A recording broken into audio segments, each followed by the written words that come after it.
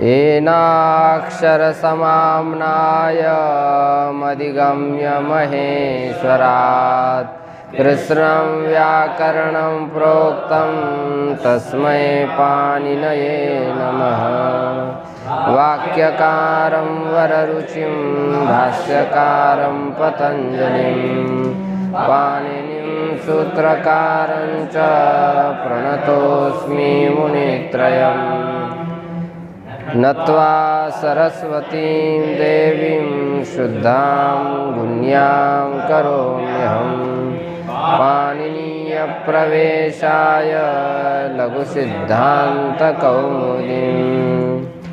ॐ शान्तिः शान्तिः शान्तिः। लघु सिद्धांत कौमुदी में अच संधि चल रही है। अच संधि में वृद्धि संधि का निरूपण चल रहा है। वृद्धि का विधान करने वाले दो सूत्र आ गए, वृद्धि रेचि और एते धत्योत्सु।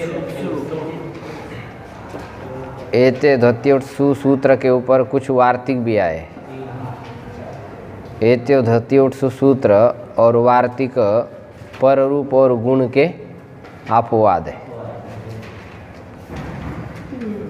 इसके बाद और एक सूत्र वृद्धि का विधान करने के लिए आ रहा है, लेकिन उसके लिए उपसर्ग संज्ञा और धातु संज्ञा की आवश्यकता है। उपसर्ग किसको कहते हैं, कौन से उपसर्ग है, इसको आगे महर्षि पाणिनि जी ही सूत्र के माध्यम से स्पष्ट कर रहे हैं। उपसर्गाः क्रियायोगे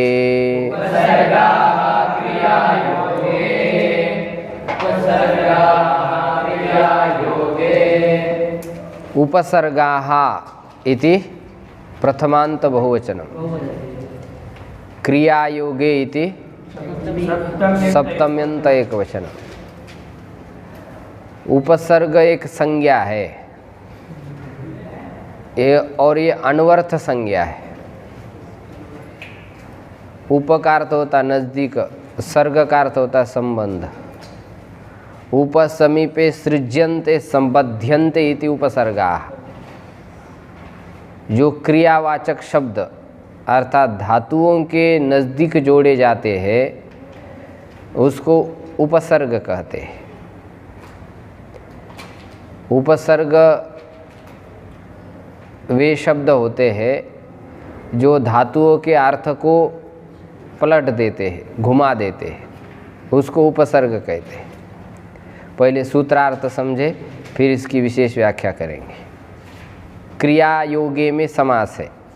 क्रियायाः योग इति क्रिया योग, तस्मिन् क्रिया योगे षष्ठी तत्पुरुष समास है।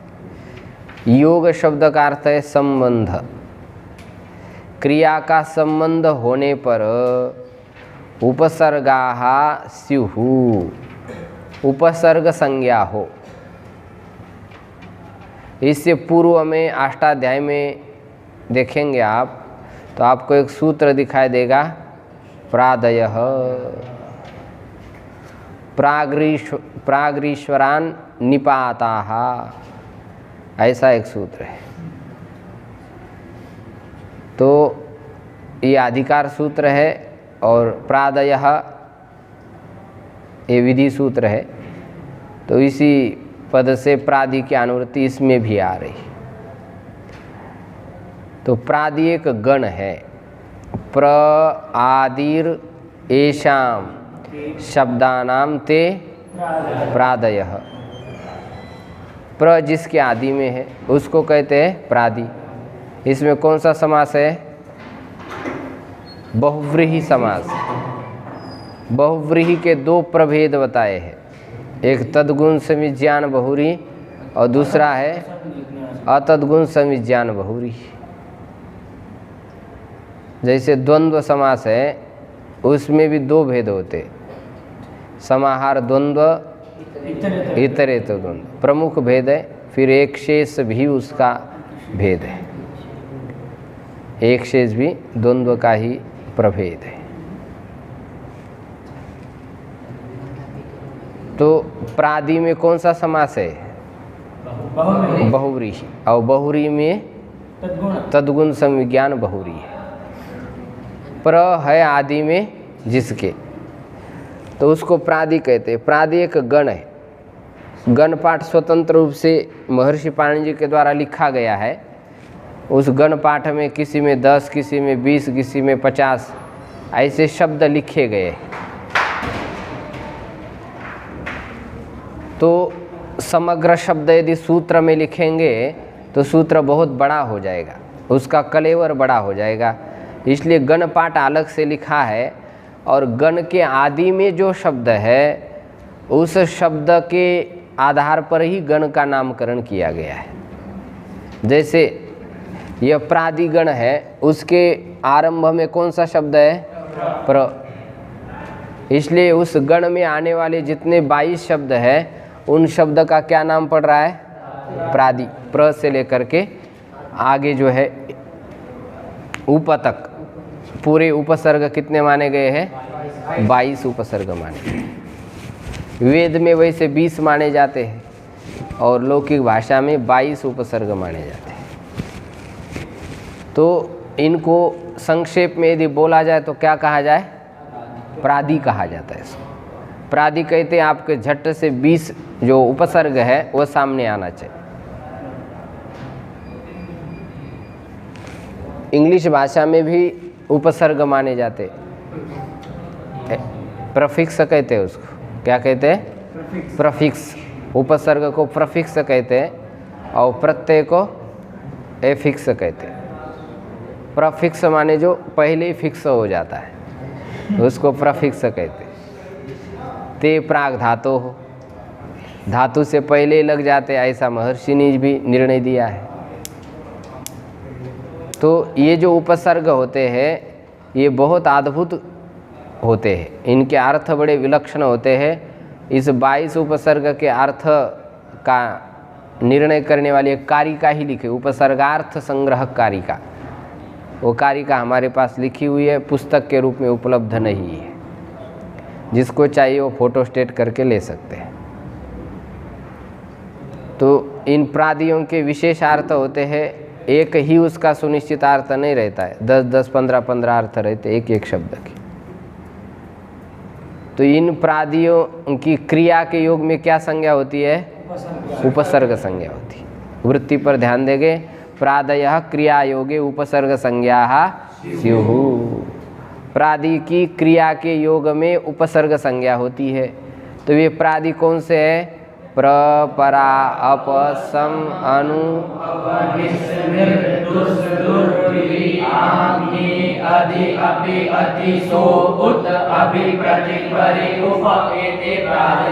एते प्रादय। ये 22 है। अब इसमें कितने आजंत है और कितने हलंत है कोई गिनती करके दिखा दे जल्दी। आजंत कितने हैं?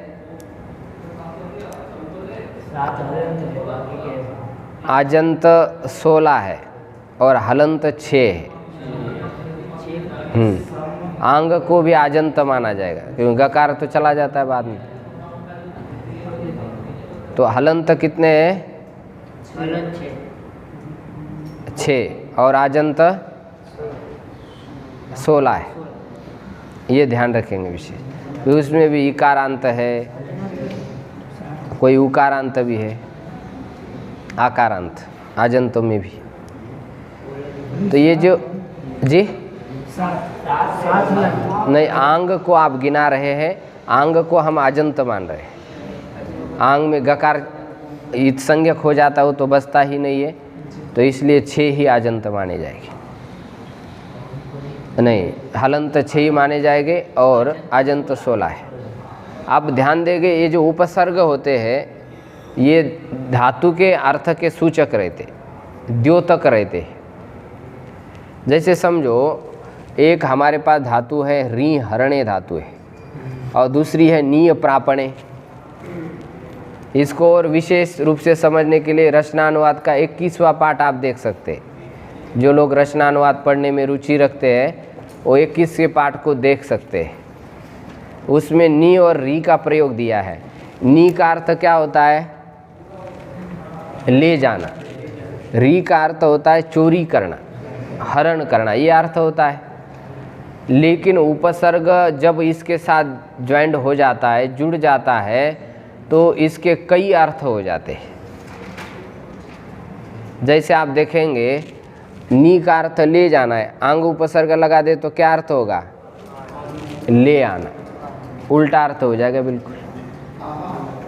और यदि इसके साथ अनु उपसर्ग लगा दे तो उसका अर्थ क्या होगा? मनाना। अनुनयति माने मनाता है, यह अर्थ होगा। अभी उपसर्ग लगा दे तो उसका अर्थ क्या होगा? अभिनय करना। और अप उपसर्ग लगा देंगे तो हटाना। अपनयति माने हटाता है। उप लगा देंगे तो उपनय संस्कार करता है। उपनयति माने यज्ञोपयुक्त संस्कार करता है। परि लगा देंगे तो उसका अर्थ क्या होगा? हाँ, परिणय माने विवाह करना, परिणयति। प्र लगा देंगे तो उसका अर्थ क्या होता है? प्रणयति माने ग्रंथ की रचना करता है। निर लगा देंगे तो उसका अर्थ क्या होगा? निर्णयति माने निर्णय करता है। अब धातु का अर्थ तो केवल ले जाना ही था, लेकिन बाद में कितने सारे अर्थ बदल चुके हैं कि नहीं? तो ये अर्थ किसके हैं? उपसर्ग के हैं या धातु के हैं? इसके ऊपर विद्वानों में बड़ी चर्चा होती है, वैयाकरणों में। तो वस्तुतः ये अर्थ धातु के ही है। किसके अर्थ? ये धातु के। उपसर्ग आकर के केवल सूचन कर देता है। क्या कर देता है? बोधन करा देता है। जब तक यह उपसर्ग इसके साथ जुड़ेगा नहीं, तब तक यह अर्थ अभिव्यक्त नहीं होगा। इसलिए उपसर्ग जैसा ही जुड़ जाता है तो जबरदस्ती से धातु का अर्थ पलट देता है। एक कारिका बड़ी सुंदर है, उसको आप याद करें सभी लोग। उपसर्गेन धात्वर्थो बलादन्यत्र नीयते प्रहार हार संहार विहार परिहारवत। उपसर्गेन धातु अर्थो, उपसर्ग के कारण धातु का अर्थ बलात् अन्यत्र नीयते, जबरदस्ती से अन्य किया जाता है। जैसे उदाहरण ले लीजिए, री हरणे। री हरणे धातु का अर्थ हरणा है। हरति माने हरण करता है। हरि ही लक्ष्मीम हरति। लेकिन अब इसके साथ प्र उपसर्ग लगा देंगे तो उसका क्या अर्थ होगा? प्रहरति माने प्रहार करता है, आघात करता है, प्रहरति का अर्थ। सम लगा देंगे तो संहरति। संहरति का अर्थ खत्म, पूरा खात्मा कर दिया उसका। और यदि आ लगा देंगे तो आहरति। हाँ, आहरति ले आता है या खाता है, ऐसा अर्थ हो जाएगा। वी लगा देंगे तो विहरति, घूम रहा है। और परि लगा दे तो परिहरति माने समाधान देता है। अस्य प्रश्नम परिहरति। अप लगा दे तो अपहरति माने हरण करता है। वी आंग लगा दे तो व्याहरति माने बोलता है। तो उपसर्ग के कारण धातु के अर्थ विशिष्ट द्योतित होते हैं, सूचित होते हैं। तो ये अर्थ वस्तुतः धातु के ही है, उपसर्ग उसका क्या कर देता है? सूचन कर देता है। जैसे बहुत सारे कमरे में चीज़ें रखी है, लेकिन लाइट जलाने के बाद ही आप समझ जाते कि यहाँ थाली रखी है, इधर झोला रखा है। तो लाइट ने कोई पैदा थोड़ा किया थाली को अथवा झोले को, पैदा नहीं किया। जो अवेलेबल है कमरे में, बस उसका ज्ञान करा दिया आपको। ऐसे ये अर्थ सब धातु के ही है, लेकिन उपसर्ग उसका द्योतन कर देते हैं, बोधन करा देते हैं। तो ये एक आप कार्य का ध्यान रखिए। दूसरी एक कार्य का यहाँ पर विद्वान लोग लिखा देते हैं, उपसर्ग की 3 प्रकार की गति होती है। धात्वर्थम बाधते कश्चित, कश्चित तमेव अनुवर्तते, तमेव विशिनष्ट्यन्यत इति उपसर्गा गतिस्त्रिधा। इति उपसर्ग गतिस्त्रिधा। इस प्रकार उपसर्ग की 3 प्रकार की गति मानी गई। कभी वो धातु के अर्थ का अनुसरण करता है, कभी वह धातु के अर्थ का बाध कर देता है और कभी वो विशिष्ट अर्थ कर देता है, उपसर्ग। तो इस प्रकार 3 प्रकार की गति कही गई है। तो उपसर्ग एक अत्यंत महत्वपूर्ण शब्द है, आप विशेष ध्यान रखेंगे उसको। तो 22 को आप तो बिल्कुल रट दीजिए, बिना देखे कौन बोल सकता है उपसर्ग?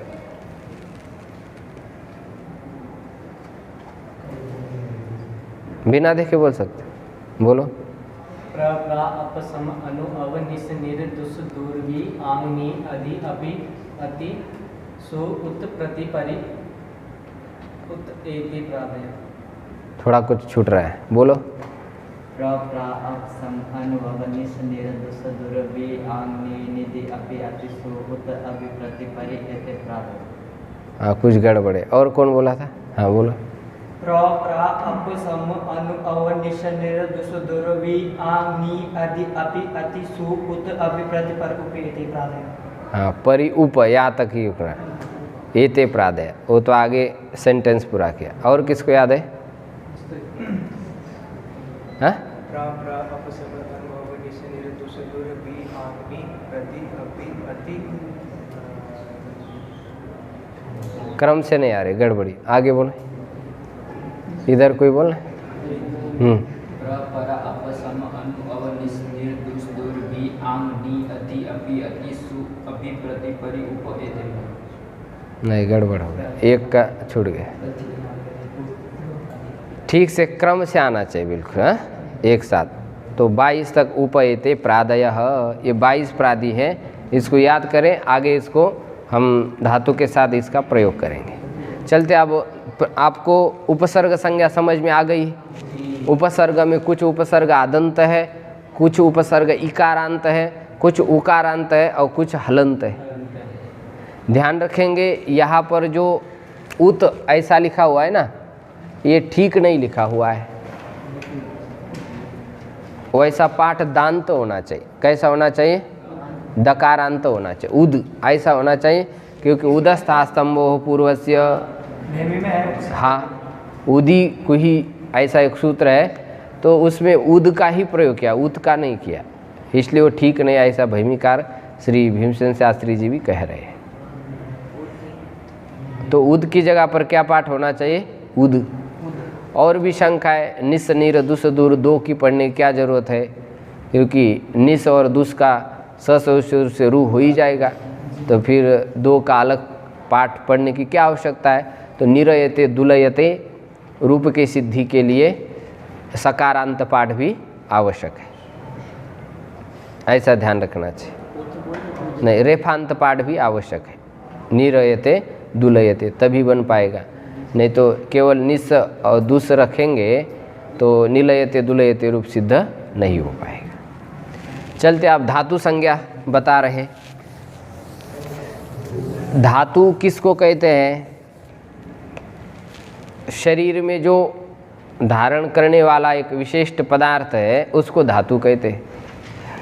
सप्त धातु शरीर में, तो शरीर के जैसे सप्त धातु शरीर को धारण करके रखते हैं, ऐसे व्याकरण को धारण करने वाले जो शब्द है उसको कहते हैं धातु।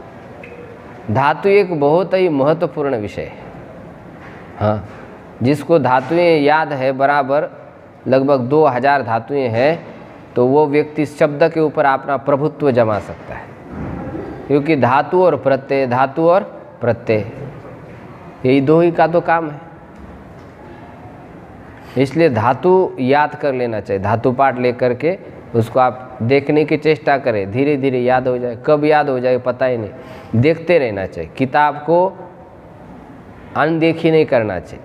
जो पाठ हमने पढ़ा उतना पाठ आपको तैयार कर लेना चाहिए। व्याख्यात्मक शैली से थोड़ा सा तैयार करना चाहिए ना। अभी हम समझा तो रहे हैं, लेकिन ये तो शब्द है, आकाश में उड़ जाते हैं। बाद में उसको आप थोड़ा विस्तार से किसी मित्र के साथ विचार करें, फिर उसके बाद व्याख्यात्मक जो ग्रंथ है उसका भी अध्ययन करें, फिर और किसी को पढ़ाए, तो उसके बाद ग्रंथ तैयार होता है। ऐसा नहीं हो जाता केवल पाठ को आने मात्र से। ये तो केवल प्रथम सोपान है इसका, और 2-4 सोपान है, तभी फिर आगे मंजिल मिल सकती है। चले धातु संज्ञा को देखें। भुवादयो धातवः,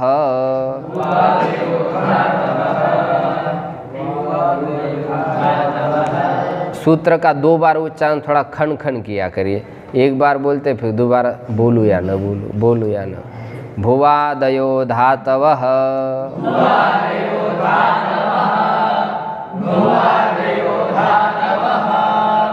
भुवादयः इति प्रथमांत बहुवचनम, धातवः इति प्रथमांत बहुवचनम।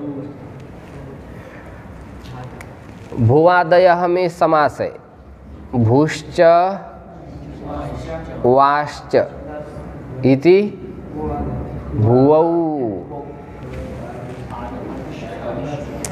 और आदिश्च आदिश्च इति आदि, ऐसा आदि बन गया। भुवौ आदिर येषाम ते भुवादयः। इस सूत्र को समझने के लिए थोड़ी सी मेहनत करनी पड़ती है, शब्द थोड़े क्लिष्ट है। ये जो आदि शब्द है इसमें एक शेष समास हुआ है, आदिश्च आदिश्च इति आदि, एक ही आदि बचा है, लेकिन समझना है 2 आदि है। तो इसमें जो प्रथम आदि शब्द है उसका क्या अर्थ है? प्रभृति अर्थ है। क्या अर्थ है? और दूसरे आदि शब्द का अर्थ है सदृश। क्या अर्थ है? सदृश अर्थ है। अब ये तो आप समझ गए। भू का अर्थ क्या है? भू के अर्थ 2 होते, सत्ता, और दूसरा क्या अर्थ है? पृथ्वी। इसी प्रकार वा के भी 2 अर्थ है, गतिगंधन और विकल्प। वा का क्या अर्थ होता है? विकल्प और गति, गतिगंधन। ये है क्रिया की वाचक है, और ये है विकल्प वाचक जब होती है तब अव्यय कहते हैं उसको। मतलब ये जो है ये क्रिया की वाचक है, और ये क्रिया की वाचक नहीं तो न अव्यय थी, अनव्यय। इसको क्या कहेंगे? अनव्यय कहेंगे। और संस्कृत में पृथ्वी को कहते द्रव्य कहते हैं। क्या कहते हैं? अथवा फिर उसको सत्व भी कहते हैं। भू धातु पृथ्वी की वाचक है, मतलब सत्व की वाचक है। अब सत्ता की वाचक है, मतलब किसकी वाचक है? असत्ववाची। किसकी वाची है ये? असत्ववाची। असत्ववाची जो भू शब्द है उसका यदि अनव्यय वा के सदृश, भू असत्ववाची और वा के सदृश, ऐसा अर्थ हो जाएगा। वा का क्या अर्थ लिया हमने? गतिगंधन, क्रिया ही ले लिया। भू के साथ वा पढ़ा गया और वा के साथ भू पढ़ा गया। जब हम भू यह शब्द क्रिया का वाचक ले रहे, सत्तारूप क्रिया का वाचक ले रहे, तो उसके साहचर्य से वा शब्द भी किसका वाचक लेना पड़ेगा? सत्ता क्रिया का ही वाचक लेना पड़ेगा, गतिगंधन का ही वाचक लेना पड़ेगा। क्योंकि नियम है सहचरिता सहचरित सेव ग्रहणम, एक परिभाषा है। पास में पढ़े गए 2 शब्द है तो जो उनके साथ अर्थ बिड़ जाए ऐसे ही अर्थ का ग्रहण करना चाहिए। जैसे मैंने कहा रामकृष्ण आ रहे हैं, क्या कहा? रामकृष्ण आ रहे, तो राम से आप परशुराम ले लेंगे या दशरथ पुत्र राम ले लेंगे? हाँ, जल्दी बोलो, दिमाग है तो बोलो। कृष्ण के साथ दशरथ पुत्र राम आएंगे या परशुराम आएंगे? वाह वाह, परशुराम आएंगे। जल्दी बोलो, कृष्ण के साथ कौन से राम आएंगे? दशरथ पुत्र। और किसी का दिमाग खुल रहा है? हाँ, कृष्ण के साथ कौन से राम आएंगे? बलराम आएंगे। ना परशुराम आएंगे ना दशरथ राम आएंगे। क्योंकि कृष्ण शब्द जब पढ़ा है तो कृष्ण तो द्वापार में हुए और परशुराम कहा सत्य युग में और ये त्रेता युग में हुए। इसलिए इनका साहचर्य नहीं हो पाता है। जब कृष्ण शब्द के साथ राम जब कह दिया है तो राम से कौन से राम लेना पड़ेगा आपको? रोहिणी पुत्र राम, बलराम ही लेने पड़ेगी, क्योंकि इसके साथ कृष्ण शब्द पड़ा गया है। आया समझ में? इसी प्रकार या भू शब्द का अर्थ हमने असत्व लिया है, माने सत्ता लिया है, तो उसके साहचर्य से वह शब्द भी अपने को क्रिया का वाचक ही लेना पड़ेगा, असत्ववाची ही लेना, अनव्ययवाची लेना पड़ेगा। ये है अव्ययवाची और ये है अनव्ययवाची। वा शब्द देखो नीचे समझाया है 1 नंबर टिप्पणी में। 2 नंबर टिप्पणी, भूश्च वाश्च इति भुवौ, आदिश्च आदिश्च इति आदि। तो ये जो आदि शब्द है इसका क्या अर्थ है? प्रभृति। दूसरे आदि शब्द का क्या अर्थ है? सदृशार्थ है। तो भुवादि, भुवौ आदि एषाम ते भुवादयः, इस प्रकार विग्रह करेंगे। इतरे तो द्वंद्व, फिर एक शेष, फिर बाद में बहुरी समास हो जाएगा। तो अर्थ क्या हुआ? तथा च भू प्रभृतयः वा सदृश इति अन्वयः। भू प्रभृति, प्रभृति का अर्थ समझ रहे? इत्यादि, भू इत्यादि और वा सदृश। इत्यादि का मतलब आदि आदि, एक्सेट्रा कहते हैं ना। तो इत्यादि से आपको लगभग 2000 शब्द लेने हैं, भू इत्यादि और वा सदृश। जैसे वा धातु क्रिया की वाचक है, जैसे वा शब्द किसका वाचक है? ऐसा ही यदि कोई शब्द क्रिया का वाचक होगा तो उसकी क्या संज्ञा होगी? धातु संज्ञा। सदृश अर्थ लेना बहुत आवश्यक है, नहीं तो केवल इतना ही कह देंगे भू इत्यादि। भू प्रवृत्ति का अर्थ क्या होता है? इत्यादि। और वा सदृश कहेंगे तो एक उदाहरण, याह पश्यति, क्या है? अब ये याह पश्यति देख रहे हैं आप, या प्रापण्य जैसा दिखता है, लेकिन ये किसका वाचक है? यहाँ पर जो का वाचक है, जिनका, जिन स्त्रियों को देखता है। स याह पश्यति, वह जिन स्त्रियों को देखता है। तो ये धातु जैसा दिखता तो है लेकिन धातु नहीं है, इसलिए सदृश अर्थ लेना पड़ेगा। भू इत्यादि और वा सदृश जो क्रिया के वाचक है। किसके वाचक? क्रिया के वाचक है। तो ऐसे शब्द की क्या संज्ञा होगी? धातु संज्ञा। क्रिया के वाचक होना भी आवश्यक है। समझ गए आप? अभी देखिए सरल सूत्र नीचे देखें, भू साचर्यात वा शब्दो अनव्ययम गृह्यते। भू के साचर्य से वा शब्द अनव्यय ग्रहण किया जाएगा, माने अव्ययवाची नहीं किया जाएगा। और वा साचर्यात भू शब्दो असत्ववाची। टिप्पणी पर ध्यान जा रहा है आपका? वा के साचर्य से भू शब्द असत्ववाची गृह्यते, तथा भूतौ भुवौ शब्दों क्रियावाचिनो। और वैसे भू और वा शब्द क्रिया के वाचक ही हो जाते हैं। समझ आ रहा है? ये जो भू शब्द पृथ्वी का वाचक होगा तो उसको हम कहते हैं सत्ववाची। क्या कहते हैं उसको? सत्ववाची कहते हैं। तो सत्ववाची यदि भू शब्द लिया है तो वह आप अनव्यय माने क्रियावाची नहीं ले सकते हो, क्योंकि दोनों का सादृश्य नहीं बैठ पाएगा। एक तो सत्व का वाची होगा, एक क्रिया का वाचक हो रहा है। तो सादृश्य तो तब बैठ पाता है जब दोनों का समान स्वभाव हो। ये भी क्रिया का वाचक है और ये वा शब्द भी क्या हो? क्रिया का वाचक हो, तभी सादृश्य बैठ पाएगा। तो इसलिए भू इत्यादि और वा सदृश, सादृश्य किस रूप से लेना है? क्रियावाचकत्वेन। जैसी भू धातु क्रिया की वाचक है, ऐसी वा सदृश अन्य भी यदि शब्द क्रिया के वाचक है तो उनकी क्या संज्ञा होगी? धातु संज्ञा।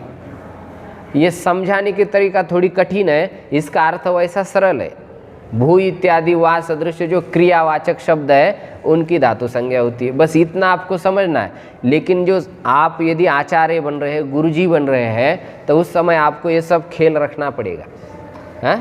ये दिखाना पड़ेगा भू ये सत्ता के वाचक है, भू ये पृथ्वी का वाचक है, वा शब्द गतिगंधन का वाचक है, वा शब्द विकल्प का वाचक है। तो भू इस असत्ववाची शब्द के साथ वा का जो साहचर्य है तो वा जो है अनव्ययवाची ही लिया जाएगा। कौन सा लिया जाएगा? अनव्ययवाची लिया जाएगा, माने क्रियावाचक लिया जाएगा। तो भू इत्यादि वा सदृश क्रियावाचक जो शब्द है उसकी क्या संज्ञा है? धातु संज्ञा है। ये फलितार्थ बता दिया ऊपर। हाँ, अब वृत्ति पर ध्यान दीजिए। क्रियावाचिनो भुवादयो धातु संज्ञा स्युः। क्रिया के वाचक भुआदि, भुआदि में ऐसा नहीं करना भू आदि ये शाम, ऐसा समास नहीं, यहाँ पर भी ध्यान रखे, नहीं तो वा को खा जाएंगे आप बीच में। हाँ, जैसे प्रादि में कर दिया ना, ऐसा नहीं करना यहाँ पर। भूश्च वाश्च इति भुआदि, आदिश्य आदिश्य उसको कर देना एक शेष, फिर भुवो आदिर येषाम ते भुवादय। भुवादय में 3 पद है, एक भू वा और आदि, 3 को मिला करके एक पद बना दिया बहुवचन। ये समास करके आप समझने की चेष्टा करें। तो आप धातु संज्ञा आपको समझ में आ गई, और धातु को आप याद करें। नहीं याद कर पा रहे तो कम से कम जब हम बता रहे हैं उस समय धातु पाठ खोल करके देखें कि इसमें हाँ ये इस प्रकार की धातु बताइए। तो हमने तो ऐसा अनुभव किया है, लघु पढ़ते समय यदि धातु पाठ का किताब देखता है कोई छात्र तो उसको सारे धातु याद हो जाते हैं। जैसे इंग्लिश सीखने के लिए 300 साढ़े 300 धातु याद करनी चाहिए, ऐसा इंग्लिश टीचर का अनुभव है। ऐसे ही संस्कृत भाषा अच्छी समझने के लिए कम से कम 500 धातु अच्छी याद होनी चाहिए। है मतलब जैसे आप ये सत्यम जी, क्या नाम है? हाँ, शिवम जी ने याद किए, पूरे लकारों के साथ 100 धातु याद किए, बड़ी सुंदर किए। तो वैसा भी याद करें, और जो धातु पाठ में लिखा हुआ है वैसा भी याद करें। तो 500 कम से कम याद करें, और बाकी यदि कर पाए तो अच्छी बात है, नहीं कर पाए तो कोई इतनी दिक्कत नहीं हो पाएगी। चलो, अब 2 संज्ञा हो चुकी है, धातु संज्ञा और बुला रहे हैं। कौन सी संज्ञा? हाँ, धातु अगर हम तत्व के अर्थ में लेंगे, क्या? तत्व वृत्ति के अर्थ, हाँ ठीक है। तो क्या विकल्प में या भू यदि सत्ववाची ले लेंगे तो फिर वा को हम गतिगंधनवाची नहीं ले सकते, माने क्रियावाची नहीं ले सकते, क्योंकि सहचरित जो पढ़ा गया है तो वो सहचरित का ग्रहण हो जाता है, समान स्वभाव वाले का ग्रहण होगा ना। तो यदि भू शब्द यदि आपने पृथ्वी का वाचक लिया तो वा शब्द का अर्थ आपको विकल्प लेना पड़ेगा, लेकिन उसकी कोई आवश्यकता नहीं हमको। यहाँ पर धातु संज्ञा तो हमको ना विकल्प की करनी है ना सत्व की करनी है, हमको धातु संज्ञा किसकी करनी है? क्रियावाचक शब्दों की करनी, तो उन्हीं को ही लेना यहाँ पर। लेकिन अब भू के कई अर्थ होते, वा के कई अर्थ होते, इसलिए सब थोड़ा आपको विश्लेषण करके समझाना पड़ा कि यहाँ पर भू के साहचर्य से आपको वा शब्द अनव्ययवाची लेना है, और वा अनव्ययवाची शब्द के साहचर्य से भू शब्द आपको असत्ववाची लेना है, माने क्रियावाची शब्द लेना। फलितार्थ इतना है, लेकिन समझाने की स्टाइल है बस, इसलिए इसमें थोड़ा सा डर जाते छात्र। नहीं, लेकिन थोड़ा टेढ़ा ही न करे तो फिर मज़ा ही नहीं चलने की कुछ। जी वो वेद में कौन से 2 उपसर्ग नहीं है? हाँ, वेद में 2 उपसर्ग कौन से नहीं है, ये हम जब निघंटु आदि पढ़ेंगे तब ही ज्ञात हो पाएगा। हाँ, निघंटु को पढ़ने के बाद समझ जाएंगे। वेद में 20 उपसर्ग माने हैं, 2 कौन से नहीं है, निघंटु से समझे। चले आगे। अब इन 2 संज्ञाओं के आधार पर हमको वृद्धि कार्य करना है। वृद्धि कहाँ करनी है देखेंगे। प्रधन रिच्छति, उदाहरण क्या दे रहे? प्रधन रिच्छति। प्रकर्षेण रिच्छति, जो प्रकृष्ट रूप से जा रहा है, ऐसे को कहेंगे प्रार्च्छति।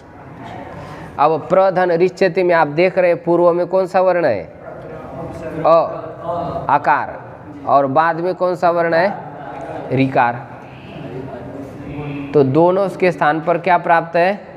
किस सूत्र से? आद गुण से गुण प्राप्त है। और गुण होना चाहिए, लेकिन उसका बात करके आगे सूत्र आ रहा है। उपसर्गादृति धातौ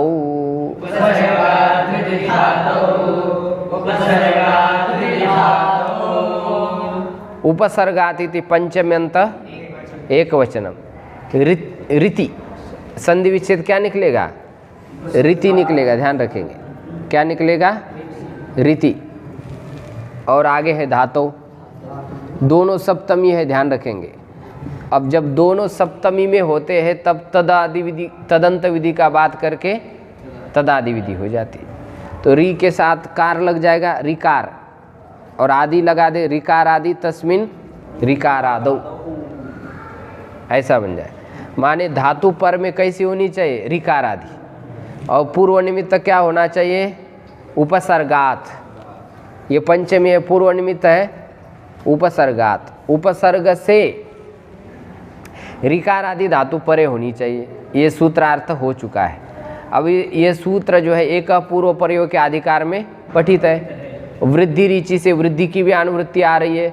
सूत्रार्थ बिल्कुल क्रिस्टल क्लियर हो चुका है। आद गुण से आत की अनुवृत्ति भी आ गई। और यह जो आत है उपसर्ग का विशेषण है। किसका विशेषण है? उपसर्ग। माने उपसर्ग ऐसा होना चाहिए जिसके अंत में क्या हो? आकार। जैसे अभी आपने 22 उपसर्ग पढ़े, इसमें से आकारांत उपसर्ग कितने? 16। प्रश्न क्या पूछा? थोड़ा समझो फिर उत्तर दो। आकारांत उपसर्ग कितने हैं ये पूछा, आजंत नहीं पूछा। कौन से? प्र, परा, अप, अव है और उप है। तो कितने हो गए आकारांत? 5 हो रहे। और बोलते जा रहे कुछ भी दूसरा। आकारांत पूछा, न कि आजंत। चलो, अवर्णांत उपसर्ग से यह अर्थ हो गया। आत उपसर्गात, ये विशेषण है, ध्यान रखें, उपसर्ग का विशेषण है। विशेषण होने के कारण तदंत विधि होगी। आत का अवर्णांत कर देंगे। क्या करेंगे? तो जोड़ देंगे ऐसा, अवर्णांतात उपसर्गात। अवर्णांत उपसर्ग से रिकार आदि धातु परे होने पर पूर्व और पर के स्थान पर एक वृद्धि आदेश होगा।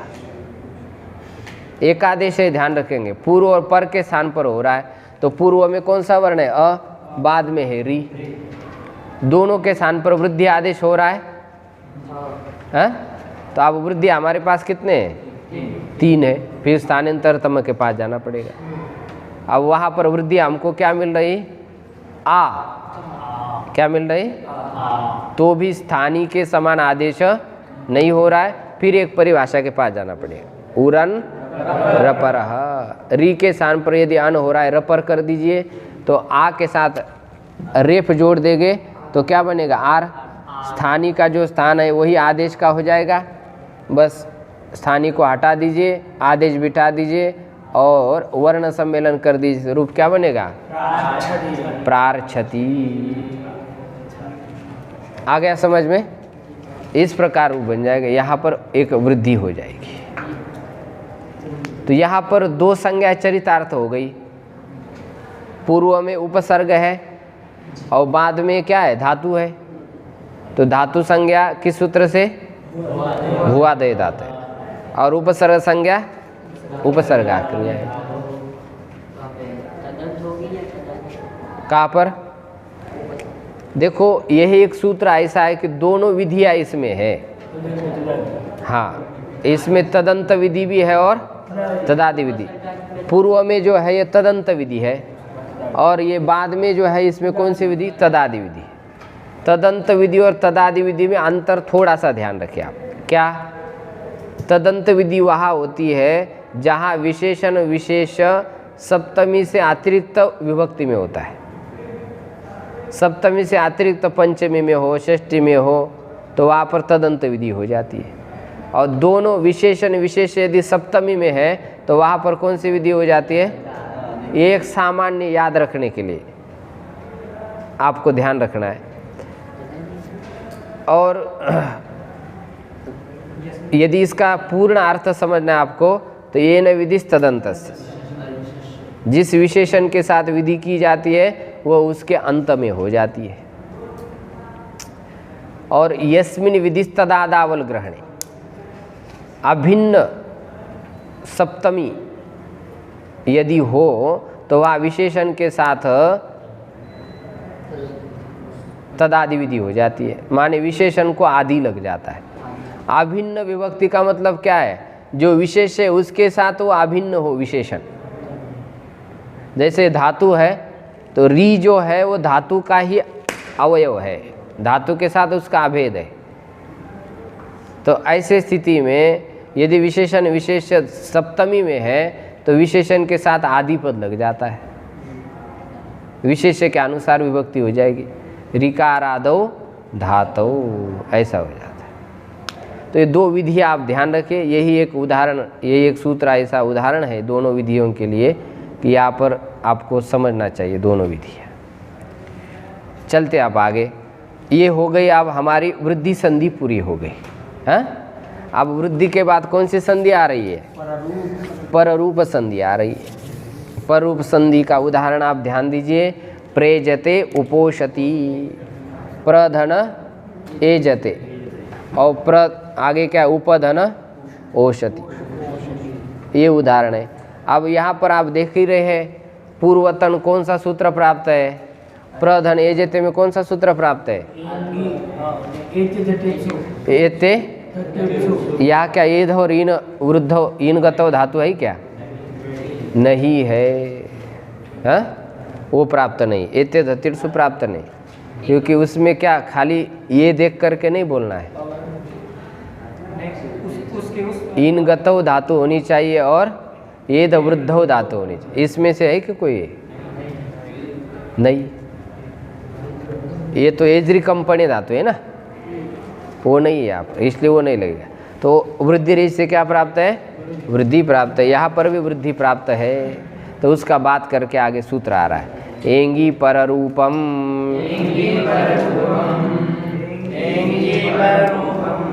एंगी, एंगी कौन सी विभक्ति है?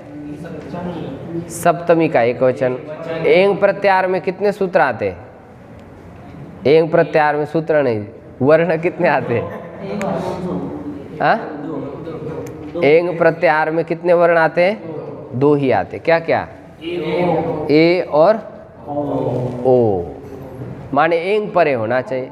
अब ये एंग जो है वह धातु का विशेषण है। जैसे ऊपर धातु का विशेषण ऋकार था, ऐसे यहाँ पर धातु का विशेषण एंग है, तो धातु की अनुवृत्ति आ ही रही ऊपर से। इसी सूत्र में उपसर्गादृति धातु से धातु की अनुवृत्ति आ गई, तो धातु कैसी होनी चाहिए? एंग आदि, आदि लग जाएगा एंगादौ। यहाँ भी तदंत विधि का बात करके तदादि विधि हो गई। ठीक समझ रहे हो? यहाँ पर भी दोनों विधियाँ है, तदंत विधि भी है।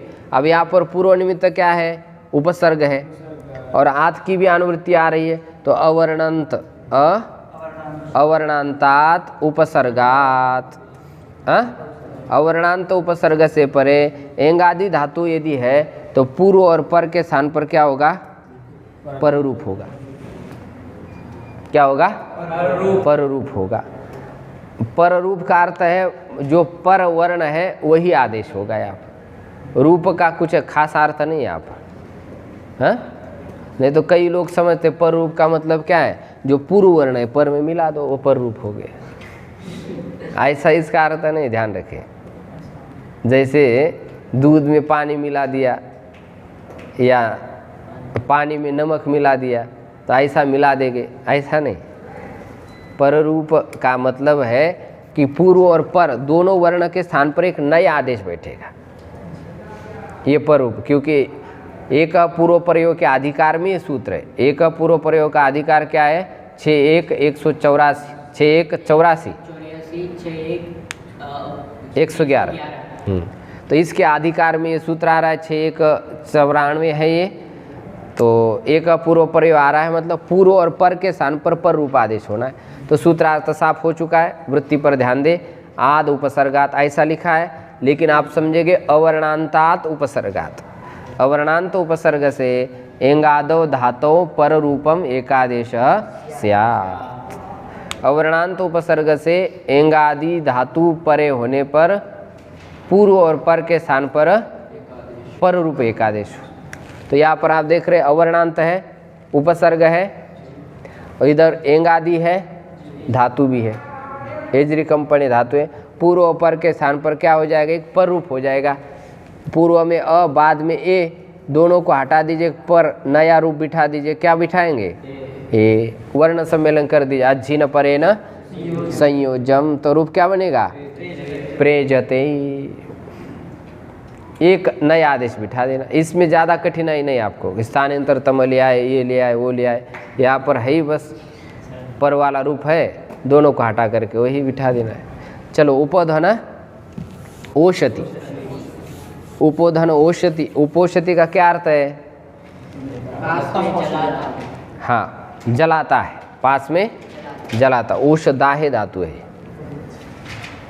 और यहाँ नीचे लिखा उपगच्छति लिखा है, ऐसा पास में जाता है, लेकिन ओषदाहे धातु है, पास में जलाता है, ऐसा अर्थ ठीक है। अब देखेंगे उपधन ओषति, पूर्व में कौन सा वर्ण है, अ, बाद में क्या है, ओ।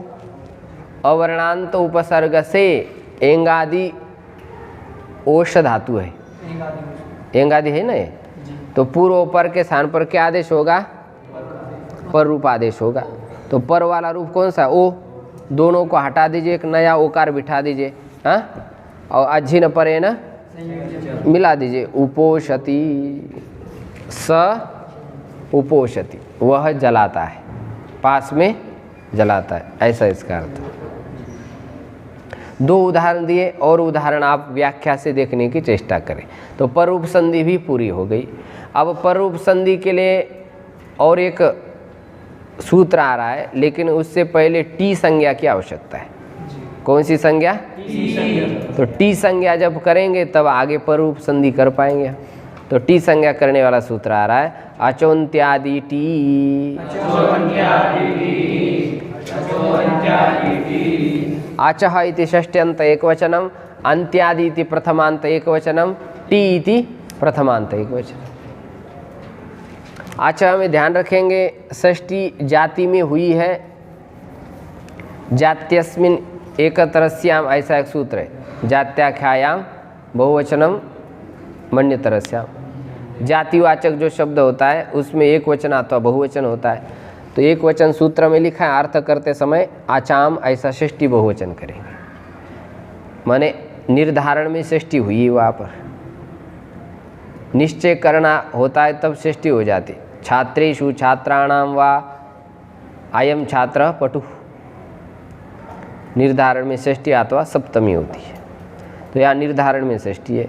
आचों के मध्य में अंत्यादि, अंत्य अच है जिसके आदि में, ऐसे पूरे समुदाय की क्या संज्ञा होती है, टी संज्ञा होती है।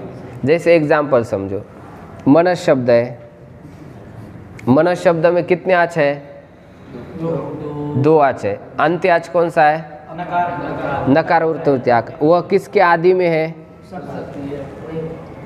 अस के आदि में, सकार के आदि में नहीं, किसके आदि में, अस के। आकार किसके आदि में, अस के आदि, सकार के आदि में नहीं। तो ऐसे अस भाग की क्या संज्ञा हो जाएगी, टी संज्ञा। कोई भी शब्द ले लो, जैसे एक ले लो राम शब्द है, राम शब्द में कितने आच है, दो आच है। अंतिम आच कौन सा है, तो टी संज्ञा किसकी होगी, वो किसके आदि में, वो स्वयं के आदि में, हाँ, वही आदि में है, वही अंत में है।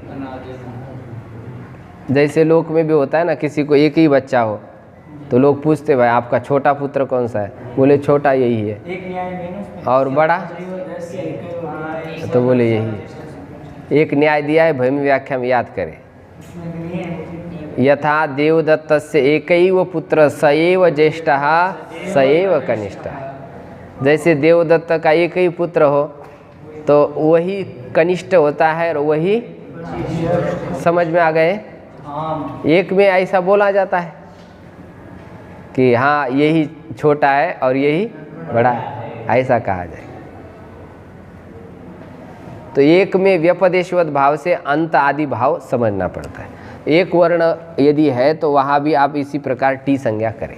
अब सरल सूत्रार्थ हो चुका है, वृत्ति पर ध्यान दीजिए आप। आचाम मध्ये यो अंत्यः स आदिर्यस्य तट्टी संज्ञम स्यात्। आचों के मध्य में जो अंत्य है, अच है, यहाँ पर जैसा अंत्याच ये है, वह है आदि में जिसके, वह किसके आदि में है? अस के आदि में। ऐसे पूरे समुदाय की क्या संज्ञा हो जाएगी?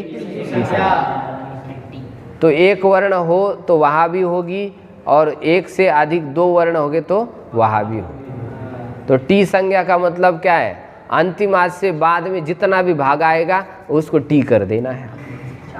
आया समझ में? नहीं तो टी कहते चले गए नीचे, हाँ चलो भाई टी संज्ञा आ गई है तो चाय पीने उठो। यहाँ टी का मतलब अलग है। तो आप कहेंगे क्या संज्ञा आपके व्याकरण में? टी संज्ञा भी रखी है। हाँ टी भी रखी है, उनको मालूम था आगे भविष्य में अंग्रेजी लोग टी कहेंगे चाय को, इसलिए टी संज्ञा कर दी। छोटी संज्ञा बोलने में शब्द थोड़ा लघु पड़ जाता है, इसलिए टी एक नाम रख दिया। अब टी संज्ञा का क्या फल है? या संज्ञा सासा, इस फल की चर्चा हम कल के पाठ में करेंगे। ओम पूर्णमदः पूर्णमिदं पूर्णात् पूर्णमुदच्यते पूर्णस्य पूर्णमादाय पूर्णमेवावशिष्यते। ओम शांति शांति शांति।